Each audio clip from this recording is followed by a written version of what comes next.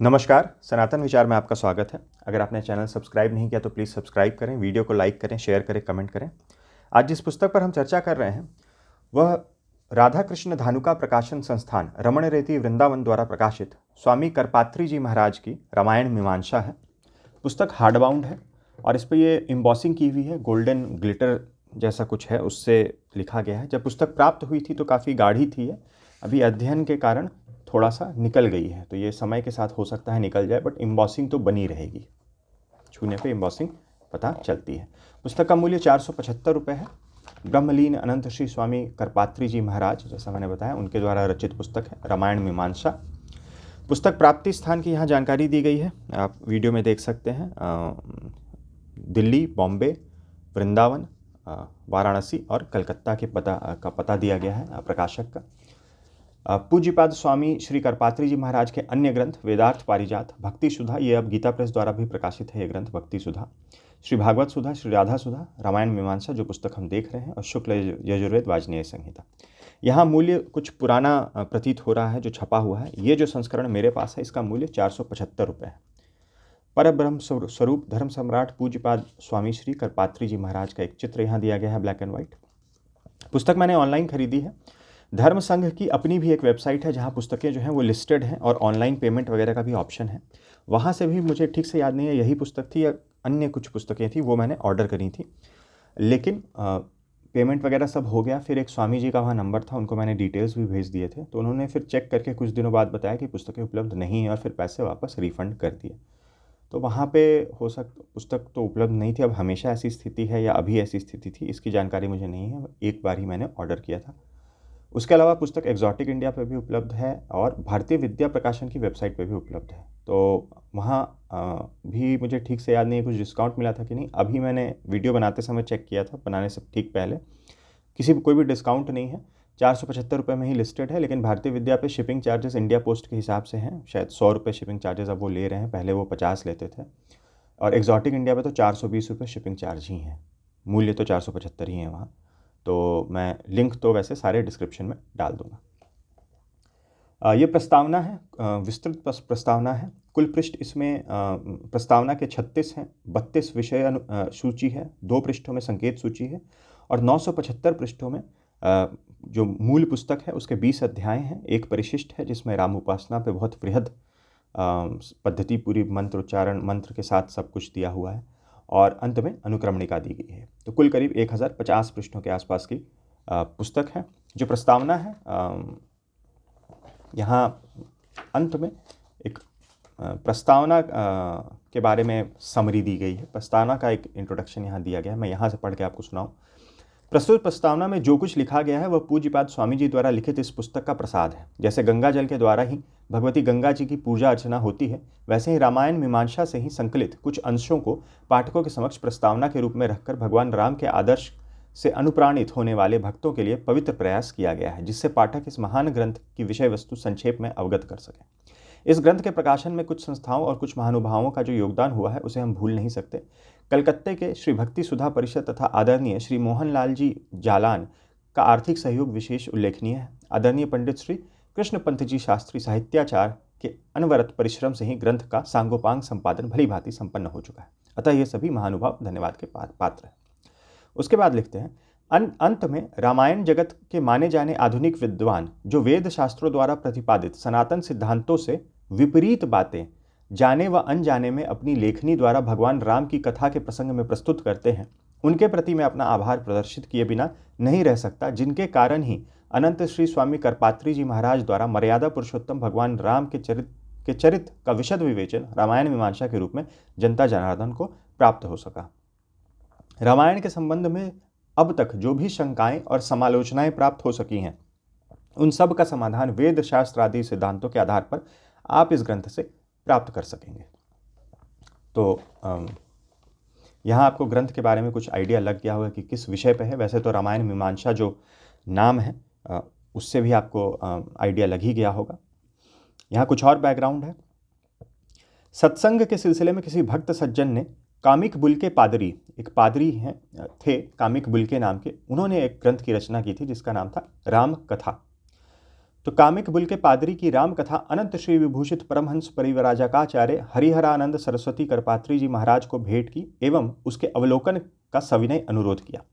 पुस्तक की अधिकांश सामग्री श्री स्वामी जी को बहुत खटकी, फलतः रामायण मीमांसा के रूप में स्वामी जी के महान सदय अवदान का प्रादुर्भाव हुआ। बुल्के की रामकथा चीरकाल से प्रकाशित है। यह उनका शोध ग्रंथ है।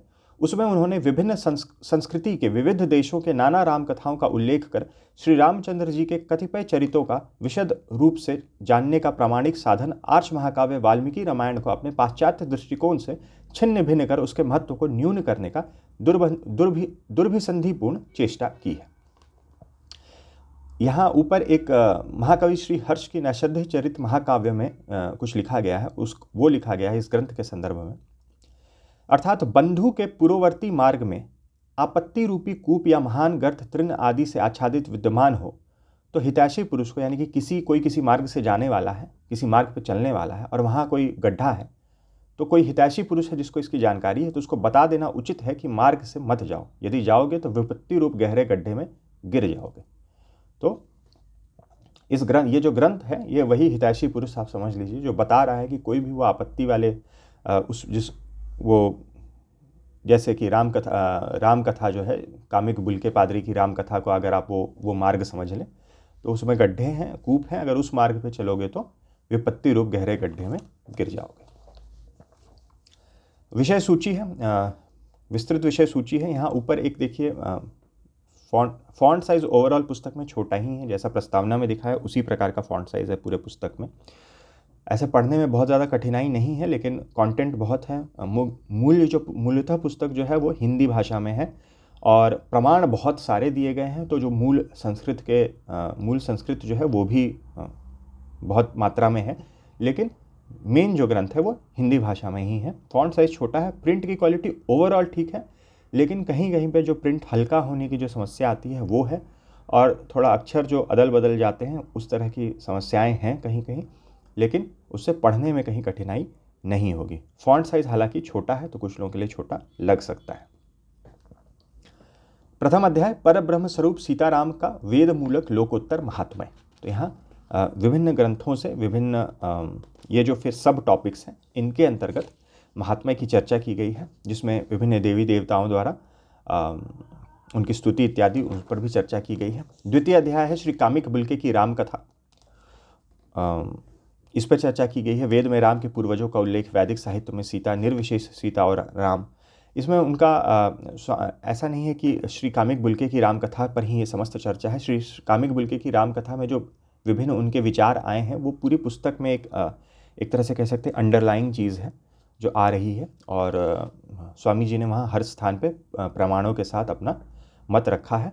और बुल्के की राम कथा एक आप कह सकते हैं आधार है, लेकिन उसके इर्द गिर्द समस्त जितने रामायण हैं उनका एक तरह से समन्वय किया गया है। उसमें से कौन सा अंश जो है वो ग्राह्य है, कौन सा अंश जो है अग्राह्य है, और जब आप पुस्तक पढ़ेंगे तो आपको यह स्पष्ट हो जाएगा कि मूलतः स्वामी जी के जो सिद्धांत हैं, आप सिद्धांत कह सकते हैं या हाँ सिद्धांत ही कहे जाना उपयुक्त होगा, जो सिद्धांत है वो क्या है और उन सिद्धांतों के आधार पर उन्होंने किस प्रकार से विश्लेषण किया है। तृतीय अध्याय पाठ भेद आदि समीक्षा और ऐतिहासिक वृत्त। चतुर्थ में वाल्मीकि रामायण और महाभारत रामोपाख्यान। महाभारत में जो रामोपाख्यान है, जो रामायण की कथा है, तो कई सारे जो ये पुस्तक पढ़ के विदित हुआ कि यह भी मान्यता है कि महाभारत की रचना रामायण से पहले हुई, और महाभारत में जो रामोपाख्यान है वो ओरिजिनल रामायण के ज़्यादा नज़दीक है, और अभी जो वाल्मीकि रामायण हमें उपलब्ध है वो उसके बाद की रचना है। और उसका आधार ये बताया जाता है कि रामोपाख्यान में इन चीज़ों की चर्चा नहीं है जो कि वाल्मीकि रामायण में है। तो इस तरह का आधार है, उसका बहुत ही विस्तार से खंडन किया गया है। पंचम अध्याय बौद्धों तथा जैनों द्वारा विकृत रामचरित, उस पर भी बहुत विस्तार से चर्चा है। षष्ठ अध्याय रामायण के मूल स्रोत के संबंध में निराधार कल्पनाएं। इसमें डॉक्टर वेबर का मत, डॉक्टर याकोबी का मत, डॉक्टर हापकिंस का मत, बेसिकली ये है कि रामायण की रचना किस प्रकार से हुई। डॉक्टर वान लेगने का मत, डॉक्टर दिनेश चंद्र का मत। रामायण के मूल स्रोत वेद तथा उपनिषद हैं, ये इन्होंने फिर अपना मत स्थापित किया है। जैन साहित्य में उपलब्ध राम कथा स्पष्टतः वाल्मीकि रामायण पर आधारित है। बौद्ध लंकावतार सूत्र पर चर्चा है। वानर और राक्षसों के संबंध में पाश्चात्यों के भ्रामक विचार। वेदावतार वाल्मीकि रामायण में ईश्वर, देवता, राक्षस, असुर और ईश्वर अवतार आदि का वर्णन वेद सम्मत है। इस प्रकार के इस पर टॉपिक्स हैं। सप्तम अध्याय राम कथा का प्रारंभिक विकास, उसके ऊपर चर्चा है, जो ये कह रहे हैं कि किस प्रकार से विकास होता गया और उसमें चीज़ें ऐड हुई, ऐसा जो मत है पाश्चात्यों का, उसका खंडन मंडन है। अष्टम अध्याय में अवतार सामग्री कि प्रभु श्री राम विष्णु भगवान के अवतार थे, उसके ऊपर भी बहुत लोगों को आपत्ति है या वो नहीं मानते हैं कि नहीं ऐसा नहीं है, विशेषकर पाश्चात्य विद्वान, और उनके जो एनालिसिस है उस पर जो आधार करके अपना विश्लेषण करते हैं, वैसे भारतीय विद्वान भी। नवम अध्याय महाकवि कालिदास द्वारा रघुवंशी राजाओं के स्वभाव और महत्व का वर्णन। दशम अध्याय में संस्कृत लीला ललित साहित्य में वर्णित रामकथा, यहाँ भी बहुत ही विस्तार से जो विभिन्न काव्य हैं, नाटक हैं इत्यादि, उनमें रामकथा जिस रूप में आई है उसमें कौन से अंश ग्राह्य हैं, कौन से अंश को किस रूप में देखना चाहिए, उस पर भी बहुत ही विशद विवेचन है। एकादश अध्याय में आधुनिक भारतीय भाषाओं में रामकथा, जिसमें आपको द्रविड़ भाषाओं में साहित्य में रामकथा, तमिल रामायण, तेलुगु रामायण, मलय रामायण, कन्नड़ रामायण, आदिवासियों में प्रचलित रामकथाएं, नेपाली साहित्य में रामकथा, सिंहली रामकथा, काश्मीरी रामायण, असमिया साहित्य, बंगाली साहित्य में, उड़िया साहित्य में, हिंदी गोस्वामी तुलसीदास वर्णित हिंदी साहित्य में रामकथा, तुलसी भिन्न हिंदी साहित्य में वर्णित रामकथा, मराठी साहित्य में रामकथा, सीता स्वयंवर, गुजराती साहित्य में रामकथा, उर्दू और फारसी साहित्य में वर्णित रामकथा, सभी पर बहुत विशद विवेचन है। और जो भेद हैं इनमें कथाओं का, उनका भी बहुत ही सूक्ष्म रूप से उन पर भी एनालिसिस किया गया है। द्वादश अध्याय विदेशी रामकथा की चर्चा, इसमें विदेशी रामकथा की भी तिब्बती रामायण, खेतारी रामायण, हिंद देशीय की प्राचीनतम रामकथा, हिंद देशीय की देशिया की अर्वाचीन रामकथा, मलयन जावा रामकथा, हिकायत शेरी राम में वर्णित रामकथा, पातानी रामकथा, हिंद चीन श्याम ब्रह्म देश की रामकथा, रशियन भाषा में रामकथा, कहीं कहीं तो ये भी बताया गया कि वो केवल अनुवाद मात्र हैं और विशेष कुछ नहीं। जो थाई रामायण है राम किएन, उसका जो हिंदी में अनुवाद हुआ है राम कीर्ति, उसका तो एक तरह से पूरे ग्रंथ का ही एक सारांश जो है बिल्कुल ऑर्डर में ग्रंथ के ही सिलसिले में दे दिया गया है इस पुस्तक में। त्रयोदश अध्याय, इसमें हर कांड को अलग से प्रस्तुत किया गया है और उस कांड के ऊपर जो श्रीमान बुल्के ने जो भी आपत्तिजनक या जो भी निराधार आक्षेप उन्होंने किए हैं, उसकी चर्चा की गई है, उसका भी खंडन किया गया है। और दूसरे जो रामायण ग्रंथ हैं उनमें भी क्या अंतर आ रहा है, कौन सा अंतर ग्राह्य है, कौन सा अंतर कुछ नवीनता लाने के प्रयास के अंतर की वजह से आ गया है, कौन सा अंतर जो है जो कवि या लेखक हैं वो अपनी वाणी को अमर बनाने हेतु उन्होंने इस तरह से लिखा होगा, उस प्रकार से। तो बालकांड, अयोध्या कांड आ गया। पंचदश अध्याय अरण्यकांड है, पंचदश अध्याय अरण्यकांड है, षोडश अध्याय किष्किंधा कांड है, सप्तदश अध्याय सुंदरकांड, अष्टादश अध्याय युद्ध कांड। तो इसमें अब हर कांड का अलग से विवेचन किया गया है। फिर 19वां अध्याय उत्तरकांड है और फिर विंश अध्याय जो है वो रामचरित सिंहावलोकन है। और एक विंश अध्याय यानी कि 21 अध्याय है, 20 अध्याय नहीं, क्षमा करिएगा, तब से मैं 20 अध्याय बोल रहा हूँ। इसमें विष्णु परक वेद मंत्रों की व्याख्या है, भगवान विष्णु के दिव्य जन्म और कर्म का निर्देश, अवतारवाद में विभिन्न अवतारों का जो बोधक वेद मंत्र हैं उनके बारे में चर्चा की गई है। फिर रामचरित संबंधी लेख, इसमें विभिन्न लेख हैं, अलग अलग जो पुस्तकें आई हैं जिसमें विक्षिप्त रूप से रामकथा को प्रस्तुत किया गया है, उनके ऊपर छोटे छोटे लेख और उनका खंडन है प्रारंभ में। उसके बाद जो है वो श्री रामचरितमानस के ऊपर बहुत ही विस्तार से वर्णन किया गया है और रामचरितमानस के संदर्भ में जो भी आक्षेप उठाए गए हैं उनका निराकरण किया गया है। और काल निर्णय के संबंध में मुख्य फोकस महाभारत के काल निर्णय को लेकर के है, उसका भी बहुत ही विशद विवेचन किया गया है महाभारत के काल निर्णय को। ये सब इसी अध्याय में, ये अध्याय देख सकते हैं काफ़ी विस्तृत है। और महाभारत के काल निर्णय के आधार पर ये तो पहले ही स्थापित कर दिया गया है पूरे ग्रंथ में कि रामायण जो है वह बहुत उसके पहले रचना हुई है। अब कुछ जो वो द्वाविंश अध्याय में, फिर से गलती, 22 अध्याय हैं, 20 अध्याय नहीं, 22 अध्याय हैं। और ये जो महाभारत का काल निर्णय है वह 22वें अध्याय में है। रामायण आदि का रचनाकाल महाभारत के और पाश्चात्य विद्वान, ये इसमें महाभारत के उस पर रचनाकाल पे चर्चा है। फिर परिशिष्ट है जिसमें रामोपासना है और परिशिष्ट 2 में उद्धृत ग्रंथों की अनुक्रमणिका है। संकेत सूची, जो विभिन्न ग्रंथ आए हैं वो संकेत सूची है 2 पृष्ठों में, इतने ग्रंथों से लिया गया है। अब ग्रंथ प्रारंभ होने के पहले कुछ जो मुझे समझ में आए सिद्धांत जो आधार हैं स्वामी जी के विश्लेषण का या इस पुस्तक का। एक तो किस ग्रंथ का किस काल में निर्णय हुआ, इस पे बहुत सारी टिप्पणी, बहुत सारे एनालिसिस, बहुत सारी पुस्तकें हैं। बिल्कुल अगर जो ग्रंथों में लिखा हुआ है उस अनुसार चला जाए तो स्वामी जी का कहना है कि चीज़ें बिल्कुल स्पष्ट हैं स्वामी जी के अनुसार। उसमें कोई, जैसे वेद हैं तो वेदों के काल निर्णय का कोई अर्थ ही नहीं है, क्योंकि वेद जो हैं वो अपरुषेय हैं। तो अगर आप ये तो सिंपल है कि अगर आप ये मानते हैं, आपकी श्रद्धा है वेद जो हैं वो अपरुषेय हैं, तो उसमें फिर काल निर्णय का कोई सवाल ही नहीं उठता। वेद में वेद संहिता यानी कि मंत्र, ब्राह्मण, अरण्यक और उपनिषद सभी आते हैं। तो ये जो चार हैं ये अपरुषेय हैं, इनके काल निर्णय का कोई अर्थ ही नहीं है कि ये वाला उपनिषद जो है वो इस काल में निर्णय हुआ, ये बाद में बना, वो पहले बना, वो बनने का सवाल ही नहीं है। एक इनका ये प्रिंसिपल है।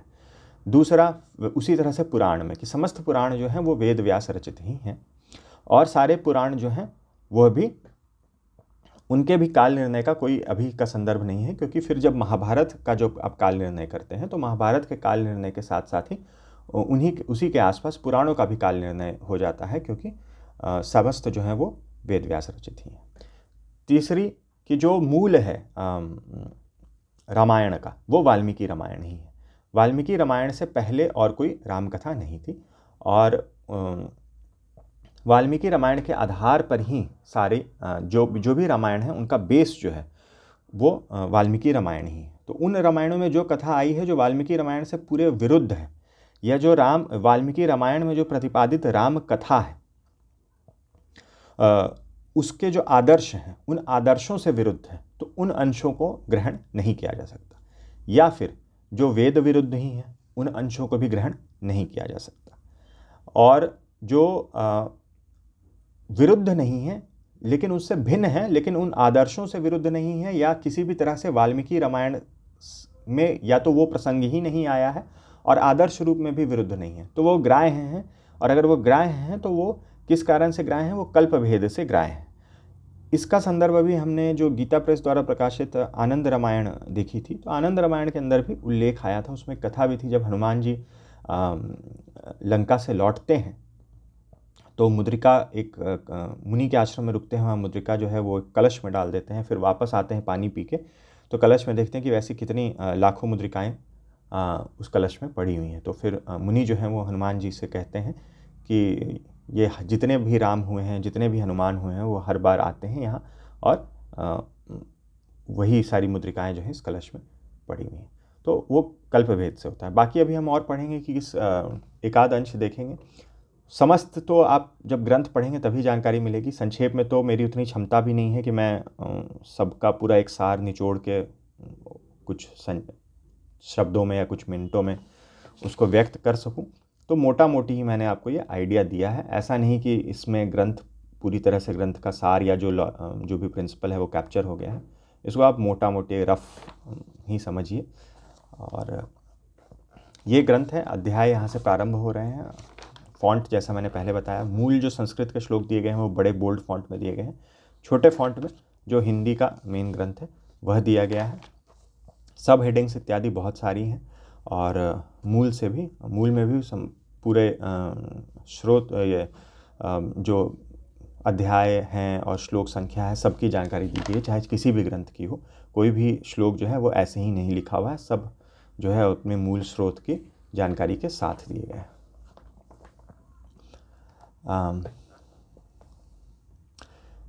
हाँ, यहाँ पर हाँ एक और चीज़ आती है कि जब वाल्मीकि रामायण या अध्यात्म रामायण या रामचरितमानस की तुलना के संदर्भ में, कि वाल्मीकि रामायण में जो राम कथा का वर्णन है वो ज़्यादातर व्यवहारिक रूप में है, तो उस संदर्भ में देखना है। और अध्यात्म रामायण में फॉर एग्ज़ाम्पल वहाँ पे आध्यात्मिक रूप से कथा का वर्णन है, तो इसलिए उस हिसाब से कथा को प्रस्तुत किया गया है, तो उस रूप में उसको देखना है। फिर यहाँ एक और चीज़ आती है जिसका उल्लेख 2-4 बार आया है ग्रंथ में, कि जो लंका है वह श्रीलंका नहीं है। श्रीलंका सिंघल द्वीप है, और लंका जो है वो श्रीलंका से आगे कोई द्वीप है जो अब ग्राह्य नहीं है।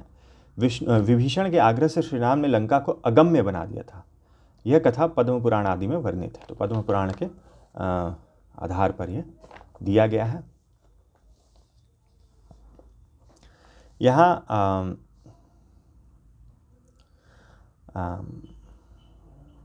बुल्के के मतानुसार, हाँ ये अभी थोड़ा सा पता नहीं किसी ने कुछ कमेंट किया था, उस पर थोड़ी सी कंट्रोवर्सी थी। तो मेरे भी कुछ वीडियोस के नीचे कमेंट आ रहे थे, दो तीन लोगों ने ही कमेंट किए थे।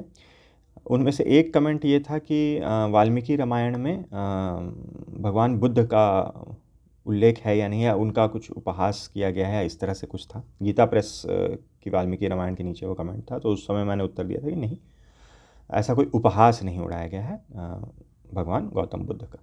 दूसरी बात, तो उसमें तो सबसे पहले इस पुस्तक में आधार ये है कि वाल्मीकि रामायण जो है वो बहुत पहले की रचना है, तो वो संभव भी नहीं है। और दूसरी बात कि दूसरा एक प्रश्न आया था कि श्री राम जो हैं वो मांस भक्षण करते थे कि नहीं। अब इस बात में पता नहीं इतने लोग क्यों इतने उत्तेजित हो गए थे इस चीज़ को जानने के लिए। गीता प्रेस के किसी भी अनुवाद में, जहाँ तक मुझे याद है, मैंने तो पूरी पढ़ी है, उसमें शब्द का अर्थ इस प्रकार से नहीं लिया गया। तो मैंने इसी लाइंस पे कुछ उनको उत्तर देने का प्रयास किया था, लेकिन वो प्रयास बेकार ही था, क्योंकि फिर पहले मुझे लगा जेन्युइन क्यूरियोसिटी है, लेकिन वैसी बात नहीं थी।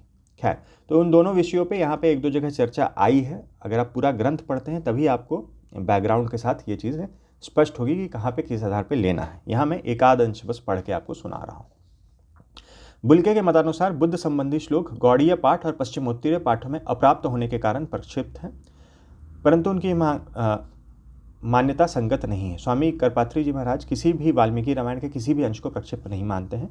वो जैसे कि बालकांड के ऊपर भी लोगों की टिप्पणियां हैं, खासकर इनकी बुल्के की राम कथा में, और उत्तरकांड के ऊपर तो हैं ही, कि दोनों जो पूरे के पूरे कांड ही प्रक्षिप्त है।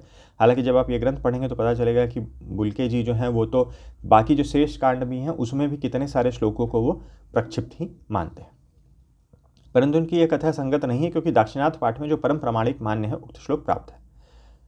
यहाँ यह शंका की जा सकती है कि जब बुद्ध के जन्म के पूर्व राम के राज सिंहासन होने के समय रामायण का निर्माण हुआ तो उसमें बुद्ध का उल्लेख क्यों कर संभव है, परंतु यह शंका का खंडन बौद्ध ग्रंथों के आधार पर हो जाता है। बुद्ध जातकों तथा लंका अवतार सूत्र के अनुसार अनेकों बुद्ध गौतम बुद्ध के पूर्व भी हुए हैं। त्रेताकालीन लंकापति रावण के उपदेश करने वाले बुद्ध त्रेता में भी थे, अतः राम के द्वारा बुद्ध का उल्लेख असंगत नहीं। आदि रामायण की चर्चा भी व्यर्थ है, क्योंकि वाल्मीकि रामायण से भिन्न आदि रामायण नामक किसी ग्रंथ का अस्तित्व प्रमाण शून्य है। अन्य जगहों पर भी इस विषय पर चर्चा की गई है, वहाँ पे भी ये कहा गया है कि मुख्यतः जो है जब जाबाली जो है वो प्रभु श्री राम को कन्विंस करने की कोशिश कर रहे थे कि वो वन ना जाए, तो उस समय और जो उन्होंने उस बात के लिए बातें कही थी जाबाली ने, तो उनके उत्तर में प्रभु श्री राम ने नास्तिक मत का खंडन किया था, कि नास्तिक मत जो है उसका खंडन किया था। तो ये भी चीज़ इसी ग्रंथ में लिखी हुई है अन्य स्थान पर।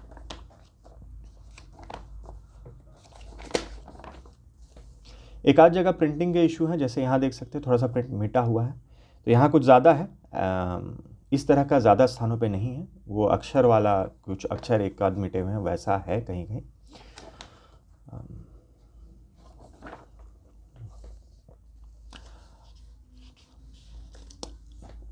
यहाँ पे जो संदर्भ था उसमें थोड़ा सा इनकी बोपदेव की चर्चा आई है। तो जो लोग खंडन करते हैं ग्रंथों का वो ये भी कहते हैं कि श्रीमद् भागवत बोपदेव कृत है, तो यह भी कहना असंगत है, और ये बस एक पैराग्राफ इसको डिवोटेड है यहाँ पे बोपदेव के बैकग्राउंड, और उन्होंने जो वो एक्चुअली जो ग्रंथों की रचना की थी,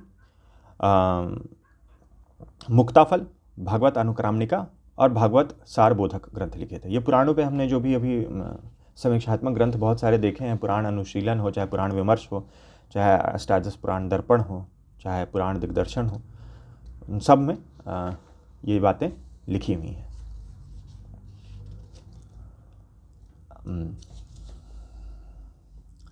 यहाँ पे अगस्त संहिता, राम पूर्व तापनीय उपनिषद, राम उत्तर तापनीय उपनिषद, राम रहस्य उपनिषद इत्यादि इन उपनिषदों संहिताओं की चर्चा है। और वही है जो सिद्धांत मैंने बताए थे। अब बुल्के का कहना है कि ये जो उपनिषद हैं इनकी रचना बाद में हुई, शायद रामानुज संप्रदाय में हुई, और वहीं पे स्वामी जी का कहना है कि नहीं, सारे उपनिषद जो हैं, अगस्त संहिता तो अन्य, इस बात को अगर हालांकि इन्होंने सीधा ऐसा नहीं है कि फ्लैट यही स्टैंड ले लिया हर जगह। कंक्लूजन में तो उन्होंने यही कहा है कि सारे उपनिषद जो हैं वो वेद वेद ही हैं, तो वो भी अपौरुषेय ही हैं। लेकिन इन्होंने अलग से बताया कि ठीक है, मगर अगस्त संहिता तो उससे भी प्राचीन है और अगस्त संहिता में भी यही विषय आए हैं। और फिर आगे उन्होंने उपनिषद संबंधित जो भी उनका मत है वह भी प्रस्तुत किया है।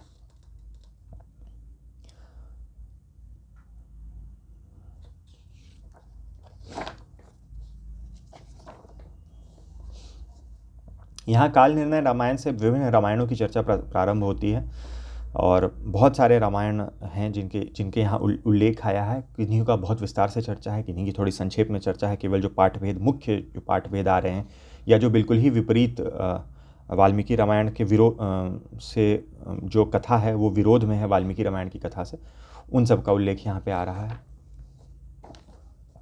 ये ललित साहित्य में जो फिर रामकथा आई है उस पर चर्चा है। यहाँ पे रामकीयन के अनुवाद हिंदी में रामकीर्ति नाम से प्रकाशित है। यह स्वामी सत्यानंद पुरी की अंग्रेजी अनुवाद के आधार पर सस्ता साहित्य मंडल नई दिल्ली द्वारा प्रकाशित है। और फिर यहाँ से थोड़ा सा उसका बैकग्राउंड दिया गया है और फिर एक तरह से रामकीर्ति की पूरा यहाँ संक्षेप में उसको प्रस्तुत कर दिया गया है। ये पूरी वही रामकीर्ति ही चल रही है,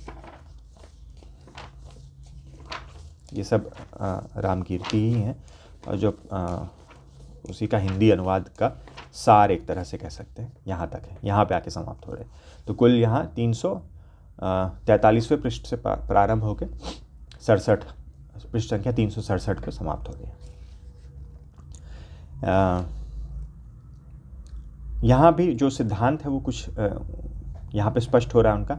इसी तरह अनेक देशों के अनेक विद्वानों, कवियों तथा महापुरुषों ने राम का गुणगान किया है। भले ही महर्षि वाल्मीकि और व्यास जैसा आर्ष ज्ञान ना होने से उनके वर्णनों में कहीं कहीं रामायण के आदर्श से विभिन्नता आ गई है। बहुत सी विचित्र एवं नई बातें भी जुड़ गई हैं, फिर भी उनकी भावनाएं शुद्ध हैं, अतः वह सब भी भाववश्य भगवान की आराधना ही है।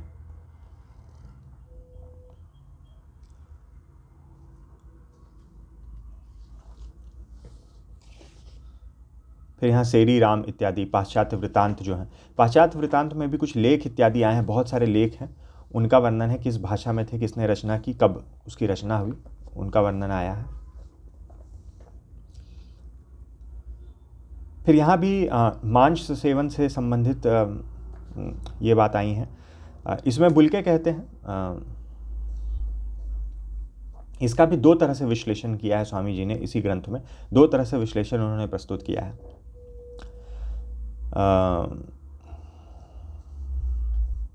इस प्रकार बुल्के कहते हैं कि परस्पर विरोधी बातें पाई जाने के कारण भी स्पष्ट है कि आदि कवि की रचना अपने मूल रूप में हमारे सामने नहीं थी। उदाहरणार्थ राम कौशल्या से कहते हैं कि वन में मांस सेवन नहीं करूंगा, कंद मूल और फलों से जीवन निर्वाह करूंगा। पर आगे चलकर मांस खाने का कई स्थानों पर उल्लेख है। ये बुल्के का कथन है। स्वामी जी इस पर कहते हैं, परंतु उनका यह कथन भी विरुद्ध है, क्योंकि टीकाकारों ने इस पर विरुद्ध वचनों का समन्वय किया। फिर वो समन्वय आगे बताते हैं क्या है। सुदोन द्वारा विशिष्ट संस्कार से संस्कृत मांस ही आमीष है। अतः जैसे मुनि लोग आमीष नहीं खाते, वैसे ही मैं भी आमीष न खाकर कंदमूल फलों और अग्निपक्व मांस आदि से ही जीवन चलाते हुए वन में निवास करूंगा।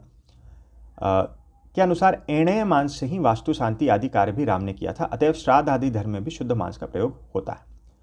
इस दृष्टि से इदम मेघ्यमिदम स्वादु निष्टप्त मिदम अग्निना, इन वचनों के साथ समन्वय हो जाता है। और फिर टीकाओं का उन्होंने उल्लेख किया है, अर्थात शुद्ध मांस वन्य आहार के अंतर्गत होने से शुद्ध मृग मांस खाना दोष नहीं। इसके अतिरिक्त मृग्या धर्म से मृग मारना भी दोष नहीं। यदि मृग्या भी अप्रामाणिक कही जाए तब तो मारीच वध आदि सभी कथाओं में प्रक्षेप ही कहना पड़ेगा। तो इन्होंने ये मत यहाँ रखा है। आगे इसी में दूसरे तरह से वर्णन है, और एक जगह यह भी है कि शब्दों का अर्थ जो है वह किस प्रकार से लिया जाए या किस प्रकार से लिया जाता है। तो ये जब तीनों खंड कोई पढ़ेगा आगे पीछे सब जोड़ के विस्तार से, तो फिर समझ में आएगा और इसमें विवाद का कोई कारण नहीं है। अब ये सब वर्णन चमत्कृत के अभिव्यक्ति के उद्देश्य से ही है। अब जैसे यहाँ कुछ वर्णन आया है प्रसन्न राघव में, तो वह वर्णन किस उद्देश्य से किया गया है। यहाँ ये कहते हैं, वाल्मीकि रामायण में लौकिक ऐतिहासिक वर्णन को प्रधानता होने पर उसमें अधिकांश लौकिक ही वर्णन मिलता है, किंतु अध्यात्म रामायण आदि में आध्यात्मिक रहस्यों का भी वर्णन करते हैं। अतः बाह्य रूप से रावण के काम मूलक प्रवृत्ति होने पर अंतरंग अभिरुचि मुक्ति की ही थी, अध्यात्म रामायण के अनुसार। यहाँ पर जो युद्ध चला था लंका में, वह कितने दिनों तक चला, कब कौन सी घटना हुई, उसका अग्निवेश्य रामायण के अनुसार बहुत ही डिटेल्ड वर्णन है।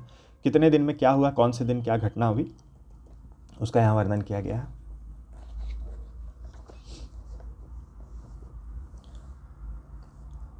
फिर यहाँ समन्वय की क्यों आवश्यकता है, किस तरह से हमें सभी ग्रंथों का समन्वय करके चलना है, उसके बारे में कुछ टिप्पणी है। चतुर्लक्षणी ब्रह्मसूत्र और द्वादश लक्षणी पूर्व मीमांसा तथा तदनुसारी धर्मशास्त्रों के निबंध ग्रंथ सभी निरर्थक सिद्ध होंगे यदि उनके अनुसार परस्पर विरुद्ध वाक्यों का समन्वय न किया जाएगा। तो संपूर्ण वेद, उपनिषद, धर्मशास्त्र, तंत्र, आगम सभी असंबद्ध एवं अप्रामाणिक ही समझे जाएंगे। अतः जैसे पूर्वोत्तर मीमांसाओं के अनुसार मंत्र ब्राह्मण रूप वेदों का समन्वय किया जाता है, उसी तरह रामायण और पुराणों का समन्वय करना उचित है। तिलक आदि टीकाकारों ने उसी सरणी का अवलंबन किया है। उनकी दृष्टि से विचार करने पर असंगति एवं असमन्वय का प्रश्न ही नहीं उठता है।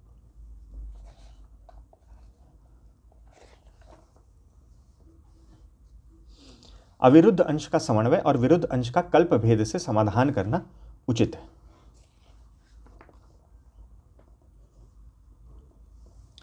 सतकोटि प्रविष्टर रामायण, सतकोटि प्रविष्टर रामायण का उल्लेख जो है वह कई स्थानों पर आया है कि जो मुख्य रामायण है वो शतकोटि प्रविष्टर यानी कि 100 करोड़ श्लोकों वाली थी, और सारे रामायण जो है कल्प भेद से उसी में से निकले हैं। पुराण आदि राम कथा के भिन्न भिन्न प्रस्थान हैं। कल्प भेद में उनमें कुछ विलक्षणताएं भी होती हैं। अन्य अर्वाचीन भारतीय एवं अभारतीय रामायणों के वही स्रोत हैं। देश और काल के व्यवधान से उनमें वाल्मीकि रामायण के विरुद्ध विकृतियां भी आ गई हैं। राम की एन आदि की तो अधिकांश भाग वाल्मीकि रामायण पर ही निर्भर है। कुछ अंशों में विकृतियां भी हैं। राम, लक्ष्मण, सीता, हनुमान आदि का आदर्श वैदिक धर्म की मर्यादाओं के अनुरूप ही है। तो जहां उन मर्यादाओं के अनुरूप चीज़ें नहीं हैं, उन आदर्श से विरुद्ध है, वाल्मीकि रामायण की कथा से पूरी तरह से ही विरुद्ध है, या फिर कहीं पर स्पष्ट है कि कथा अलग है, लेकिन फिर वहाँ पर उसको व्यवहारिक रूप से दर्शाया गया है, उसको आध्यात्मिक रूप से दर्शाया गया है, कहाँ पे कल्प भेद के कारण अंतर है, उस तरह से समन्वय स्थापित करना होगा। अब देखिए यहाँ पर फिर वही मांस के संदर्भ में आया। बुल्के कहते हैं कि वाल्मीकि रामायण में अयोध्या में वानर सैनिक मधु मांस आदि का सेवन करते हुए मांस भर रहे हैं, परंतु भक्ति लीन होने के कारण उन्हें वह समय मुहूर्तमार्थी प्रतीत हुआ। परंतु मानवों को मांस खाने का संस्कार नहीं होता। अतः मधु का अर्थ शहद और मांस का अर्थ फलों के भीतर का गूदा ही समझना चाहिए। जब हम गीता प्रेस द्वारा प्रकाशित वाल्मीकि रामायण देखते हैं तो उन्होंने, जहाँ तक मेरी समझ है, जहाँ तक मुझे याद है, सभी स्थानों में मांस का अर्थ फलों के भीतर का गूदा ही लिया है। इसलिए वाल्मीकि, जो गीता प्रेस द्वारा प्रकाशित वाल्मीकि रामायण है, उसमें कहीं भी मांस भक्षण का उल्लेख नहीं है। और इसको यह कहना कि वो मनगढ़ंत है या वो गलत है, नहीं, हर जगह संदर्भ के हिसाब से। और अभी एक और अंश मैं आपको पढ़ के सुनाऊंगा जिससे और स्पष्ट होगा कि शब्दों का अर्थ किस प्रकार से लिया जाए। तो यहाँ भी मांस शब्द आया है, लेकिन यहाँ भी स्वामी जी ये कह रहे हैं कि नहीं, यहाँ जो संदर्भ है उसके आधार पर वो मांस भक्षण का कोई, वहाँ पे उसका अर्थ मांस लेने का, पशु मांस लेने का कोई अर्थ नहीं बनता है। वहाँ मधु का अर्थ शहद है और मांस का अर्थ फलों के भीतर का कूदा ही समझना चाहिए। तो अगर कोई और ये अर्थ अन्य स्थानों पर भी ले रहा है तो इसका मतलब ये नहीं कि वह मनगढ़ंत या ऐसा कुछ है, उसका पर्पस है। रामचरित सिंहावलोकन में विष्णु परक वेद मंत्रों की व्याख्या इत्यादि की गई है। ये हमने विषय सूची में अभी बहुत ही संक्षेप में देखा था। अवतारवाद एवं सीताराम का महत्व इत्यादि इसी अध्याय में आ रहे हैं। बहुत सारे इसमें प्रमाण भी दिए गए हैं।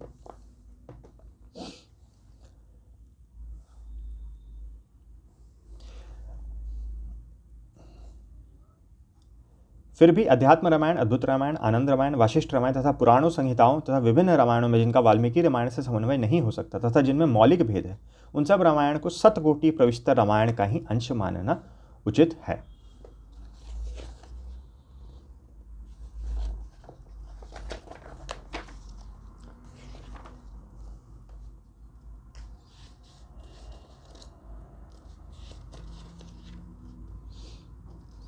फिर यहाँ भी एक लिखते हैं, धार्मिक ग्रंथों के विषय में ऐसी बातों से तनाव और विवाद का वातावरण। कैसी बातों से, थोड़ा पहले से पढ़ूं। किसी मान्य ग्रंथ के कुछ अंशों को प्रामाणिक तथा कुछ को अपनी आधारहीन बातों को सिद्ध ना कर सकने की दशा में अप्रामाणिक मानने की दुराग्रही दृष्टि का परित्याग करना इस समय अत्यावश्यक है। सभी लोगों को धार्मिक तथा आध्यात्मिक ग्रंथों की बातों को तोड़ मरोड़ कर प्रस्तुत करने के प्रयास से अपने को दूर रखने का प्रयास करना चाहिए। धार्मिक ग्रंथों के विषय में ऐसी बातों से तनाव एवं विवाद का वातावरण पैदा हो जाता है। हमें ऐसा कोई भी कार्य नहीं करना चाहिए जिस समय देश में कोई दूसरी समस्या उपस्थित हो। ये उन्होंने अपने परिप्रेक्ष्य में कहा है, लेकिन इन जनरल भी किसी भी समय, ये उन्होंने उस समय, उस काल में जिस समय इस ग्रंथ की रचना हुई थी और उस समय जिस प्रकार के प्रयास किए जा रहे थे, उसको वो जिस नज़रिए से देखते थे, उसके आधार पर यह टिप्पणी है। इसका अभी के संदर्भ से तो कोई लेना देना नहीं है, हालांकि अभी भी अप्लाई हो सकता है। तो किसी भी मान्य ग्रंथ के कुछ अंशों को प्रामाणिक मानना और कुछ को अपनी आधारहीन बातों को सिद्ध ना कर सकने के कारण अप्रामाणिक कह देना, इसका परित्याग करना चाहिए और धार्मिक और आध्यात्मिक ग्रंथों को तोड़ मरोड़ कर प्रस्तुत करने का प्रयास से अपने आप को दूर रखना चाहिए। हाँ, अब यहाँ आ रहा है जो मैंने कहा शब्दों का अर्थ। अब इसको यहाँ से यहाँ तक कोई पूरा पढ़ेगा, जैसे मैंने इतना पढ़ा तो विपरीत अर्थ इसका समझ लिया था। यहाँ से यहाँ तक जो कोई पूरा पढ़ेगा तभी उसका अर्थ जो है अच्छे से समझ सकता है कि मूलतः इसमें क्या कहना चाह रहे थे। ऐसे काव्य के अमित अर्थ की संभावनाएं विद्यमान है। किसी भी काव्य में अमित अर्थों की संभावनाएं विद्यमान है। रचयिता के उद्देश्य की सीमाओं का पता लगाना अनावश्यक श्रम मात्र है। तो रचनाकार ने क्या उद्देश्य था, उसको सीमित करना किसी अर्थ में, यह अनावश्यक श्रम है। वाटिका में खिले हुए गुलाब का क्या अर्थ है? कवि उसमें मुस्कुराहट देखता है। अब जो शब्द लिखा हुआ है कि वाटिका में गुलाब खिला, तो उसका अर्थ है कि वाटिका में एक गुलाब है, वो खिला हुआ है। अब बात आती है कि कौन उसको किस तरह से ले रहा है। कवि उसमें मुस्कुराहट देख रहा है। मालिका को वाटिका के श्रृंगार के रूप में दिखाई देता है। कामिनी को श्रृंगार का प्रसाधन प्रतीत होता है। चिकित्सक को उसमें औषधि का तत्व दिखाई देता है। क्या कोई देखने के साथ कह सकता है कि रचयिता का इसमें मुख्य उद्देश्य कौन था? रचयिता का असीम उद्देश्यों की किसी सीमा में बांध पाना संभव नहीं है। ईश्वर प्रेरणा से निर्मित काव्य के विषय में भी यही बात है कि जब काव्य का प्रतिपाद्य ही ब्रह्म हो, तब उसकी सीमाएं खींच पाना और भी असंभव है। सीमित सरोवर के जल का सूख जाना अवश्यंभावी है, किंतु शब्द जहां नदी की मूल धारा के समान है, वहां शब्द मूल स्रोत की भांति नूतन अर्थ का जल प्रवाहित करता रहता है। शाश्वत काव्य का स्वरूप भी यही है। अब आगे ये लिख रहे हैं, गुलाब का फूल शब्द नहीं है, वह तो अर्थ ही है। उसका कोई अर्थ नहीं है, वो स्वयं ही अर्थ है। उसके प्रयोजन तो अनेक ही हो सकते हैं। वह वाटिका का श्रृंगार भी है, कली का मुस्कुराहट भी है, कामिनी का श्रृंगार भी है और भक्त के पूजा का उपकरण भी है। चिकित्सक के लिए वह औषधि भी हो सकता है, परंतु यही बात शब्दों और वाक्यों के लिए नहीं है।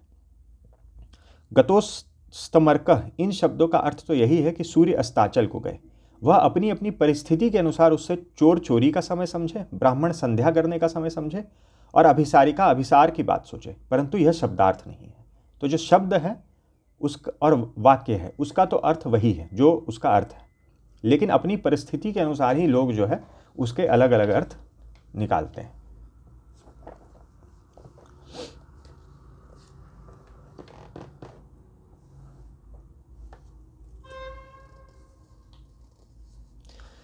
अतः यह स्पष्ट है कि भगवत चरण पंकज में समर्पण बुद्धि में अनुष्ठानीय मान कर्मों से बुद्धि शुद्ध होने पर निष्काम उपासनाओं से मन एकाग्र होता है। एकाग्र मन से ही स्वप्रकाश ब्रह्मात्म संबंधी आवरण भंग होता है, वही ब्रह्म साक्षात्कार होता है।